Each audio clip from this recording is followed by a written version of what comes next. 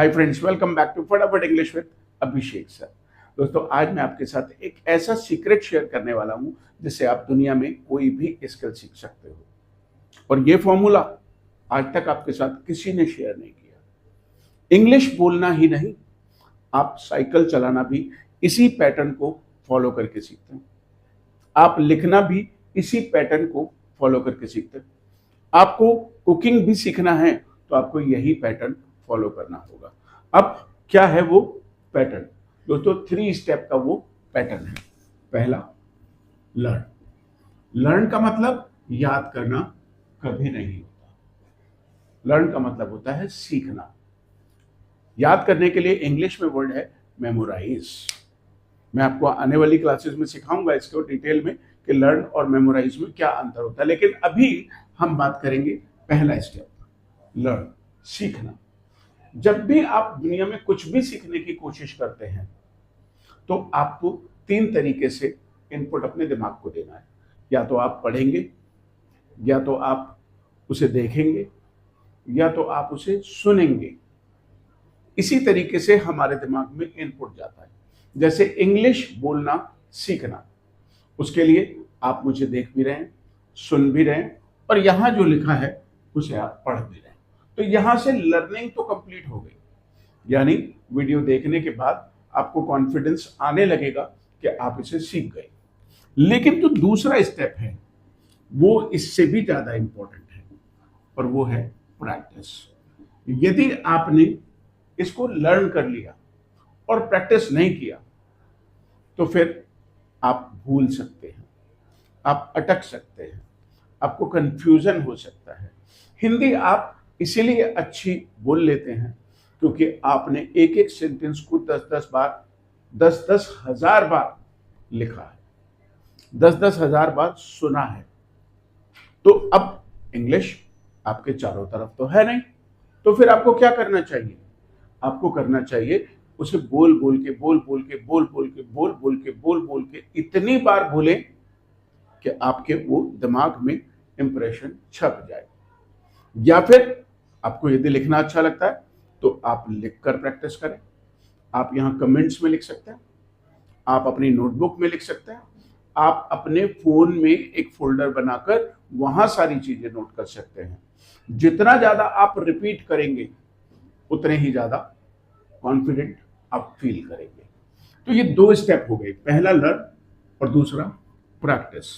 अब जो तीसरा स्टेप है वो सबसे इंपॉर्टेंट है, इंप्लीमेंट, यानी उसको अपने जीवन में लागू करना। जो इंग्लिश लर्नर्स होते हैं उनके साथ क्या प्रॉब्लम होती है? वो वीडियोस भी देखते हैं, बुक्स भी पढ़ते हैं, पॉडकास्ट भी सुनते हैं, मूवीज भी देखते हैं, तो वो लर्न तो कर लेते हैं, लेकिन उसके बाद वो कोई भी प्रैक्टिस नहीं करते। हमारी लाइव क्लासेस में क्या अंतर है? आप वहां लर्न भी करते हैं और प्रैक्टिस भी करते हैं। जब ये दोनों स्टेप कंप्लीट हो जाते हैं तो ये तीसरा स्टेप अपने आप होने लगता है, अपने आप होने लगता है, वो आपकी लाइफ में इंप्लीमेंट हो जाता है। चलिए समझते हैं इसको एक एग्जाम्पल से। मान लेते हैं कि आपने साइकिल चलाना सीखना है। अब साइकिल चलाना सीखने के लिए आप क्या करेंगे? सबसे पहले आप कहीं से भी साइकिल की व्यवस्था करेंगे। या तो आपके घर में होगी, या तो आप अपने दोस्त से, किसी से मांगेंगे, ताऊ जी, चाचा जी के यहाँ से साइकिल लेंगे, और साइकिल लेकर के आप बेसिक स्किल डेवलप करेंगे। किसी की मदद से चलाएंगे या खुद चलाने की कोशिश करेंगे। 2-4 बार डिसबैलेंस होगा, छोटी छोटी चीजें हैं कि ब्रेक ऐसे पकड़ो, हैंडल ऐसे पकड़ो, ऐसे बैलेंस बनेगा, पेडल मारो, आगे बढ़ाओ। तो ये 1-2 दिन में आपको थोड़ा थोड़ा बेसिक आ जाएगा। फिर आप क्या करते हो? फिर आप प्रैक्टिस करते हो। सुबह को भी साइकिल चला रहे हो, शाम को भी साइकिल चला रहे हो। कई बार तो बच्चे धूप में साइकिल लेकर निकल जाते हैं, मम्मी कहती है अरे पागल है, बीमार हो जाएगा। लेकिन बच्चा सुनता ही नहीं, घर पे छत पे चला रहा है, घर के अंदर साइकिल चला रहा है, इवन गली में साइकिल चला रहा है। तो ये उसकी प्रैक्टिस हो जाती है, फिर वो गिरना बंद हो जाता है और उसको साइकिल चलाना अच्छे से आ जाता है। तो ये हो गया स्टेप नंबर 2। अब ये इंप्लीमेंट हो जाता है उसके जीवन में, क्योंकि वो प्रैक्टिस कर चुका है। अब वो उसी साइकिल से अपने स्कूल चला जाता है, वो उसी साइकिल से अपने ट्यूशन चला जाता है, वो पापा की दुकान पे चला जाता है, वो ताऊ जी के यहाँ चला जाता है, वो मार्केट चला जाता है, वो लाइब्रेरी चला जाता है। तो ये जो थर्ड स्टेप है ये तभी पॉसिबल है जबकि आपने उसे प्रैक्टिस कर लिया। अब जो इंग्लिश लर्नर्स होते हैं वो कैसे होते हैं, उनको ऐसा लगता है कि हमने बस वीडियो देख लिया और हो गया काम। नहीं दोस्तों, नहीं। My name is Abhishek and I have been an English language trainer for 25 years. मैं हमारे यहाँ ऑफलाइन क्लासेस में जिसने जितना ज्यादा प्रैक्टिस किया है, लिखकर प्रैक्टिस किया है, खुद से बोलकर प्रैक्टिस किया, मैंने देखा कई बार कि लोग रूम में बैठे होते हैं और वो अपने आप से ही प्रैक्टिस कर रहे होते हैं बोल बोलकर, तो फिर उनको सक्सेसफुल होने से कोई रोक नहीं सकता। फिर जो वो हमने लास्ट क्लास में पढ़ाया होता है अगली क्लास में वो बोल रहे होते हैं। जब हमारे ऑफिस में आते हैं तो सीधा बोल के इंग्लिश में बात करते हैं। तो यदि ये स्टेप हुआ और ये स्टेप नहीं हुआ तो ये स्टेप कभी नहीं हो सकता, ये स्टेप कभी नहीं हो सकता। आपने साइकिल चलाना सीख लिया और आपने उसे खूब चला चला के प्रैक्टिस नहीं किया, बताइए आप उस साइकिल से स्कूल चले जाएंगे कभी? कभी भी नहीं, आपको डर लगेगा।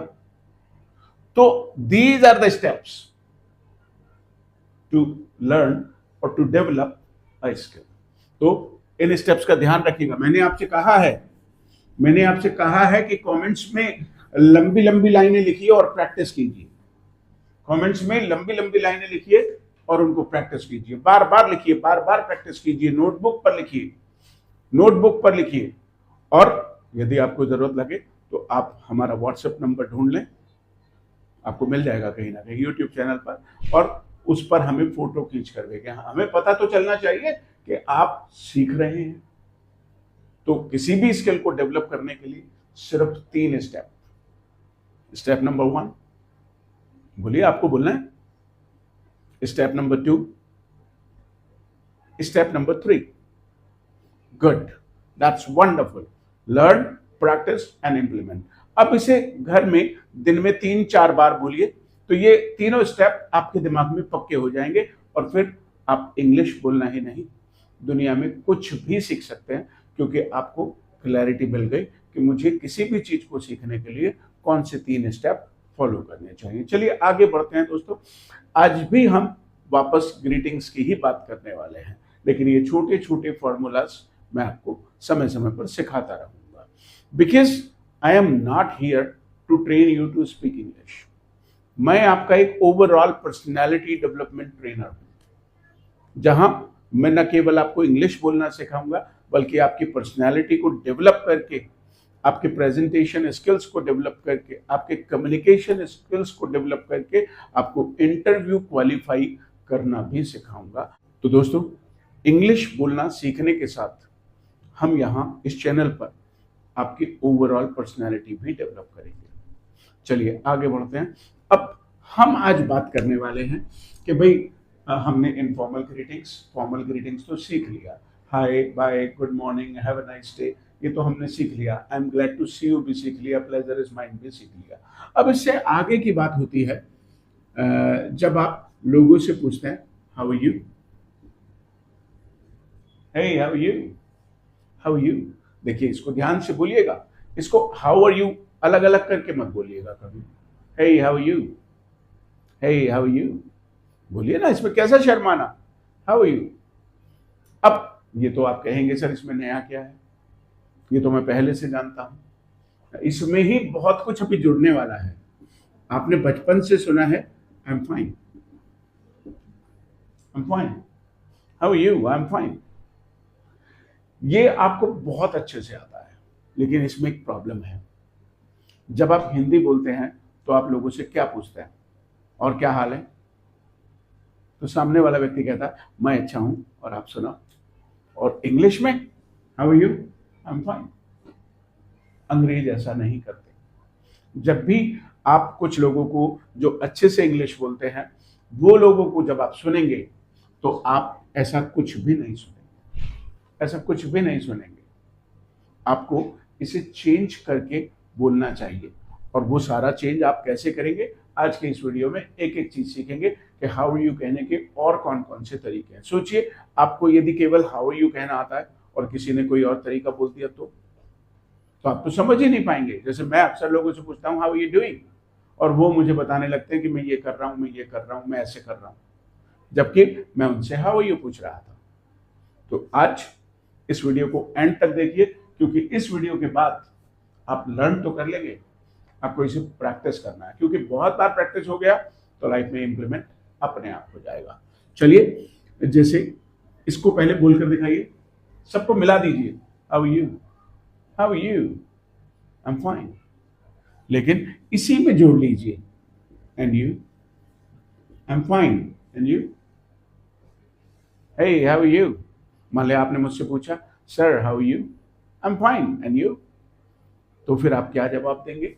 आप कहेंगे आई एम ऑल्सो फाइन, मैं भी अच्छा हूं, आई एम ऑल्सो फाइन।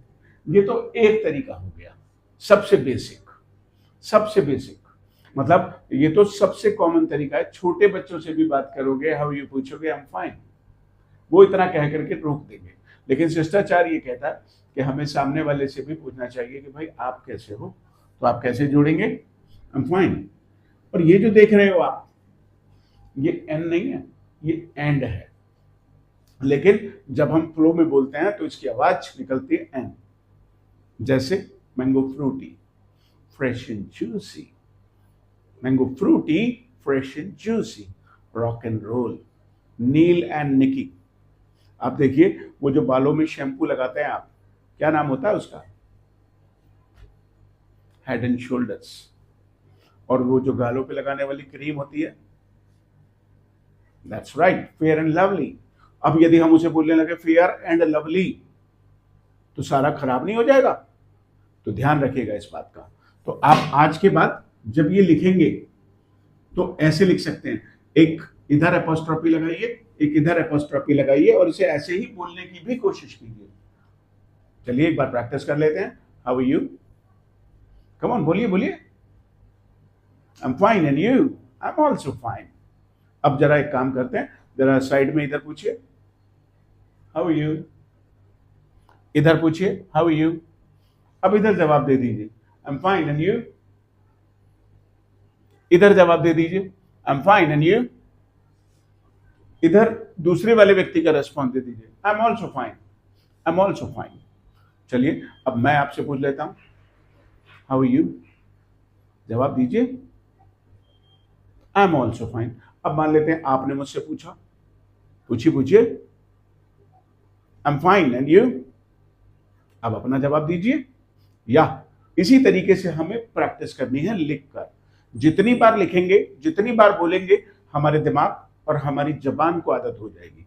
इंग्लिश हम सुनते तो बहुत हैं, लेकिन जब मुंह नहीं खुलते तो जबान को आदत नहीं पड़ती, इन मसल्स को आदत नहीं पड़ती, हमें आदत डालनी होगी। दोस्तों ये तो एक सबसे कॉमन तरीका हो गया। अब आपने इसे तो सीख ही लिया है। चलिए अब दूसरे तरीके की तरफ आगे बढ़ जाते हैं। एक दूसरा तरीका है जो ज्यादा कॉमन है, हाउ यू डूइंग। और ध्यान रखिए किसी भी वर्ड को अलग मत कीजिएगा। जैसे हिंदी बोलते हैं, और क्या हाल है, अब बताइए मैंने इनको अलग अलग किया क्या? नहीं ना। और क्या हाल है भाई, कहाँ जा रहे हो? देखो सारे वर्ड्स एक साथ जुड़े हुए हैं। तो अंग्रेज भी क्या करता है, इन सबको जोड़ देता है। How you doing, how you doing, hey how you doing, right. अब इसका जवाब आई एम फाइन कहना तो आपने पहले से सीख लिया। अब सीखिए, आई एम गुड, मैं अच्छा हूं, आई am good, I am good, I am good, and what about you. मैंने इसको शॉर्ट में लिखा है अबाउट को, आई am good and what about you. क्योंकि हर बार आप आई एम फाइन बोलोगे, भाई हिंदी में जब आप हिंदी बोलते हो तो कब कहते हो मैं ठीक हूं? आप हमेशा बोलते हो मैं अच्छा हूं, मैं बढ़िया हूं, मैं मजे में हूं। तो फिर हिंदी में ऐसा क्यों बोलोगे, इंग्लिश में ऐसा क्यों बोलोगे कि मैं ठीक हूं? इंग्लिश में बस ठीक ही क्यों? इंग्लिश वाले लोग कभी अच्छे नहीं हो सकते? तो हर बार पलट के जवाब देंगे, आई am good and what about you, I am also good, मैं भी अच्छा हूं, राइट। आप इसे चेंज कर सकते हैं, यहां पे चेंज कर लीजिए, मैंने पूछा how are you doing, I am great, and what about you, I am also good. किसी ने कहा आई एम फैंटास्टिक, मैं बहुत बढ़िया हूँ, I am fantastic, I am fantastic, and what about you. ध्यान से बोलिएगा, इसको बिगाड़ मत दीजिएगा, एंड व्हाट अबाउट यू, ये तो बिल्कुल देसी इंग्लिश होगी, गांव वाली English, rural English. And what about you, how are you doing, I am good, and what about you, what about you, इसको मिला देते हैं, व्हाट अबाउट यू। चलिए एक बार रिहर्स करते हैं, फिर आगे बढ़ेंगे। How are you doing, come on, आपको जवाब देना है, सामने लिखा है, बोलिए। That's right, I am also good. अब मैं पूछता हूं आपसे, या आप मुझसे पूछिए, कम ऑन बोलिए। I M fantastic, and what about you. अब आपको अपना जवाब देना है, मैंने पूछा ना कि आप कैसे, मैं तो अच्छा हूं, I am fantastic, and what about you, I am also good, I am also fantastic, right. तो आई एम ग्रेट, आप कैसे भी, अभी हम आने वाली क्लासेस में और चीजें सीख लेंगे, अभी एक एक करके चलेंगे, बहुत धीरे धीरे। भाई हमारा क्या पर्पज है यहाँ, कि यहाँ बिगिनर लेवल से लेकर एडवांस लेवल तक की इंग्लिश आपको आ जाए। मतलब आप चाहे दुनिया में कहीं भी रहें, देश में रहें या विदेश में रहें, but you should proudly say that I am a student of Abhishek sir. I learned spoken English through Fatapat English with Abhishek sir. So this is my effort. अब यहाँ पे कई बार आप ठीक ठाक महसूस कर रहे हो, I'm okay, and what about you? I'm okay. आप इसे चेंज कर सकते हैं, रिप्लेस कर सकते हैं, I'm all right, and what about you? I'm all right. I'm all right, and what about you? क्योंकि हर बार आप अच्छे होंगे ऐसा तो नहीं हो सकता, कई बार अपसेट हो जाता है इंसान, कई बार तबीयत ठीक नहीं होती। आई एम ऑल राइट, भाई खराब मत कहिएगा, I am bad, I am feeling bad, ये जरूरी नहीं है। पब्लिक में क्यों बताना है हमें, पब्लिक में अच्छा ही बताइए हमेशा, क्योंकि यदि आप अपने दुखड़े पब्लिक में रोएंगे तो कोई आपको कंधा नहीं देगा। तो इसलिए दूसरों के जलने का कारण बताइए, हमेशा कुछ ना कुछ अच्छा ही बताइए। आई am great, and what about you, I M fantastic, and what about you, I am good, and what about you, I am very well. Change कर सकते हैं, I am very well, I am very well, and what about you, I am very well, and what about you, right. आप इसे जब थोड़ा सा हम आगे बढ़ेंगे, थोड़ी सी आप अच्छी इंग्लिश बोलना सीख जाएंगे, तो ज्यादातर समय बोलिए I am pretty good, I am pretty good, and what about you, I am pretty good. Pretty मुंह से हवा निकलनी चाहिए, प्रीटी, प्रैटी नहीं बोलिएगा इसको, क्योंकि मेरा पर्पज है कि आपका प्रोनाउंसिएशन भी बेटर होना चाहिए। तो चलिए एक बार रिहर्स कर लेते हैं। हाउ आर यू डूइंग, चारों बोलने हैं आपको।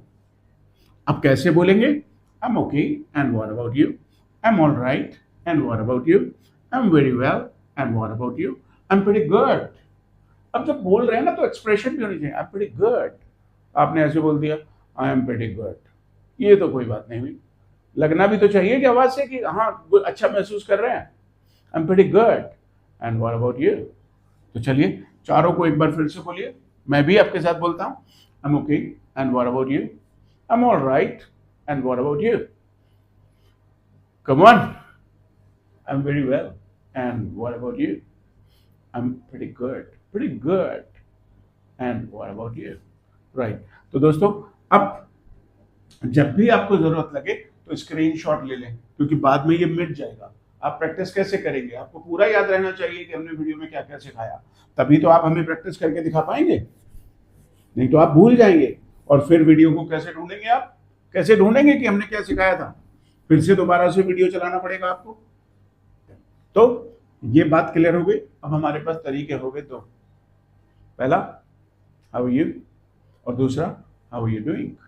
अब एक तीसरा तरीका, how is it going, hey how is it going,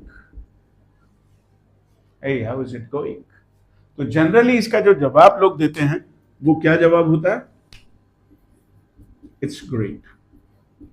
मतलब वही है, हाउ इज इट गोइंग मतलब how are you doing, how are you मतलब how are you doing, how is it going मतलब सेम, बस तरीका बदला है। आपको लाइन चेंज नहीं करनी है। इट्स ग्रेट, बस यहां ये पकड़ना है कि यहां पे इट आया है तो आप इट से जवाब दे दें, नहीं तो आप ये भी कह सकते हैं आई am great, I am great and what about you. वो तो हाँ आपको जोड़ना ही पड़ेगा, बिछाने वाले के बारे में पलट के तो आपको पूछना ही पड़ेगा। चलिए तो अब पहले इसको रिवाइज कर लेते हैं। How are you doing, come on, how are you doing, जवाब दीजिए, लिखा है एक जवाब। अब दूसरा पढ़ लीजिए, फास्ट, थोड़ा फास्ट चलना पड़ेगा। How is it going, it's great and what about you, I am good, I am good, I M fantastic. चलिए एक और जवाब हो सकता है, जैसे पूछा गया हाउ इज इट गोइंग, तो जवाब हो सकता है इट्स गोइंग ग्रेट, ऐसे भी कह सकते हैं। कुछ नहीं, कोई दिमाग नहीं लगाना, कोई हिंदी नहीं देखनी, क्योंकि अंग्रेज जब अंग्रेजी बोलता है तो क्या वो पहले हिंदी में देखता होगा कि इसका क्या मतलब निकल रहा है। यदि आप हिंदी में इनका मतलब देखना चाहते हो तो सॉरी गाइस, पूरी जिंदगी निकल जाएगी, आप ट्रांसलेशन के चक्कर में पड़े रहोगे। My purpose is to teach you spoken English without boring grammar and translation. This is why I'm telling you the sentence structures. आप बताइए, हिंदी में आपने कभी सोचा कि इस लाइन का क्या मतलब है? बस आपको जो लाइन जहां पे जरूरत पड़ती है वो निकल आती है अपने आप। ऐसे इंग्लिश में भी होना चाहिए। बाद में बताऊंगा ये ग्रामर और ट्रांसलेशन कैसे आपकी फ्लुएंसी को किल कर देगा। सो इसको एक बार प्रैक्टिस कर लेते हैं। How is it going, it's going great, it's going great, it's going great and what about you. चलो एक बार रिवाइज करते हैं। Hey how are you doing, जवाब दीजिए, कोई सा भी जवाब लगा लीजिए जो आपको कंफर्टेबल हो। I am very well and what about you, I am pretty well and what about you, I M excellent and what about you, I M okay and I am all right, I am not well today. कभी कभी आप ऐसा भी कह सकते हैं। How is it going, so guys how is it going, it's going great, it's fantastic, it's pretty good. वो धीरे धीरे वेरिएशन आता जाएगा आपकी लैंग्वेज में। अब एक तीसरे तरीके की तरफ चलते हैं। कई बार लोग आपसे पूछेंगे how are things, how are the things, तो इसका क्या मतलब है? वही मतलब है हाउ यू डूइंग। तो लोग आपसे ऐसे भी पूछ लेंगे how are the things, everything is all right, everything is good, everything is good, how are the things, how are the things। बस ये एक तरीका है हाउ यू पूछने का, इसका कोई हिंदी मतलब नहीं है। और अब एक और तरीका, हाउ इज एवरीथिंग, और भाई हाउ इज एवरीथिंग, तो आप चाहे जैसे मर्जी जवाब देते हैं। मैंने पूछा how is everything, good, I am good, everything is good, everything is fantastic. नहीं तो भैया सब कुछ खराब हो गया, everything is messy, my life is hell. आप चाहे जैसे मर्जी जवाब दे सकते हैं। तो दोस्तों हाउ आर यू पूछने के और उनके जवाब देने की आपको प्रैक्टिस करनी पड़ेगी। इतनी बार प्रैक्टिस कीजिए, इतनी बार बोलिए, इतनी बार बोलिए जैसे आप घर में चालीसा करते हैं, चाहे दुर्गा चालीसा, चाहे लक्ष्मी चालीसा, चाहे हनुमान चालीसा या कोई और पाठ करते हैं। तभी आपको स्पोकन इंग्लिश का कॉन्फिडेंस आ सकता है। और किसी भी वीडियो को कम से कम 2 से 3 बार देखिए। 2 बार तो देखना कंपलसरी है, क्योंकि पहली बार में आप लर्न करेंगे और दूसरी बार में वो आपके दिमाग में प्रॉपरली इंस्टॉल हो जाएगा। मतलब repetition is the key, repetition is the key. दोस्तों मुझे उम्मीद है कि आपको अभिषेक सर पसंद आ रहे होंगे। यदि आपने हमारा वीडियो आज पहली बार देखा है तो वीडियो को जरूर लाइक करिए, इस वीडियो को हाइप कर दीजिए। यहाँ पे नीचे एक हाइप का फीचर होता है, इससे यूट्यूब को लगता है कि लोग इसे पसंद कर रहे हैं, तो यूट्यूब ज्यादा लोगों तक वो वीडियो पहुंचाता है। और चैनल को अभी सब्सक्राइब कर लीजिए और इस वीडियो को अपने फ्रेंड्स के, फैमिली के ग्रुप्स में भेज दीजिए, अपने व्हाट्सएप के स्टेटस पे लगा दीजिए, अपने फेसबुक स्टेटस पे लगा दीजिए, अपनी इंस्टाग्राम की स्टोरी पर लगा दीजिए, क्योंकि ये स्पोकन इंग्लिश कोर्स आपको रियली इंग्लिश बोलना सिखा ही देगा। This is my commitment to you that I will give you all the 90 days course, 0 to hero course, मतलब 0 to एडवांस लेवल का ये कोर्स आप बिल्कुल फ्री में कर सकते हैं यूट्यूब पर। और जब आप सीख रहे हैं तो दूसरे लोगों को भी तो आपको बताना ही चाहिए। This is our social responsibility, ये हमारी एक सामाजिक जिम्मेदारी है। यदि कोई चीज अच्छी है तो उसे हम ज्यादा से ज्यादा लोगों के पास पहुंचा दें। सो गाइस, रिवाइज कीजिए, प्रैक्टिस कीजिए और ये ऑटोमेटिकली आपकी लाइफ में इंप्लीमेंट हो जाएगा। मिलते हैं आपसे नेक्स्ट क्लास में। Thank you.